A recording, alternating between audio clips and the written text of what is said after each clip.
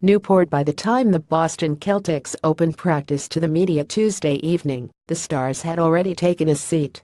Kyrie Irving, Gordon Hayward and Al Horford were on the sideline watching their teammates finish off situational work.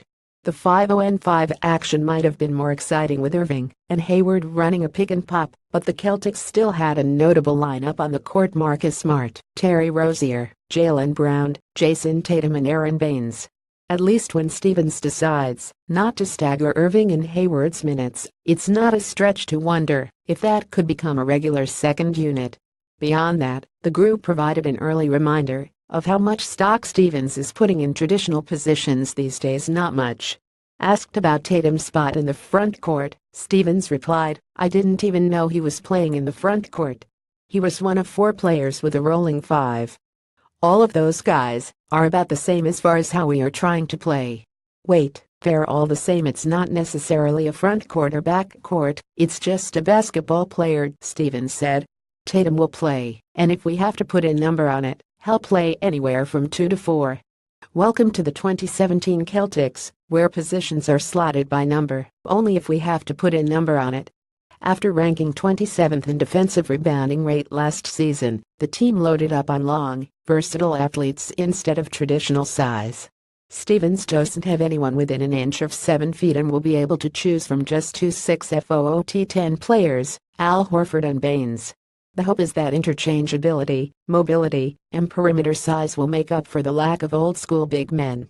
Hayward, Brown, Tatum and Marcus Morris may not be the type of power forwards your grandfathers used to, but should all spend time at the 4, if we have to put a number on it. Hayward's excited about the possibilities for his new team.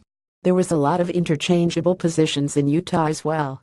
And we played with some space," said the All-Star, who signed with the Celtics as a free agent in July. "I think the personnel that we have here, it allows us to do that a little bit more. And when you can do that, that's when the game is really fun, because we're just out there talking. It's all about communication, but you're out there talking and switching. And one guy brings it up, it doesn't matter who it is, you can really run and gun.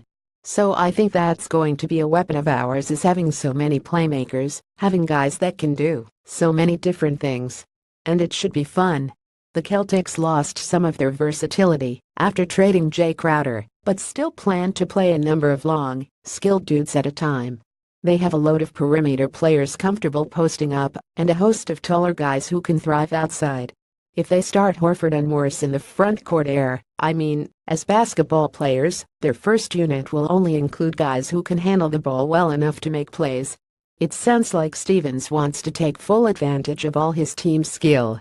"We have a lot of guys, especially off the rebound, that can bring the ball up," said Smart, who lost about 20 pounds this offseason. "And when one of us gets it, we have to be able to get out and run. Especially me, and my body now, I can push the ball a lot more and kind of run that offense and get it up there like Brad likes. He wants to play fast, but at the same time, he wants to be poised and make the right decisions. So we have a lot of guys who can do that now," explained Hayward. "I can push it. Kyrie can play off the ball. Jaylen Brown can push it. Jason Tatum can push it. Al got it off the glass and pushed it today one time.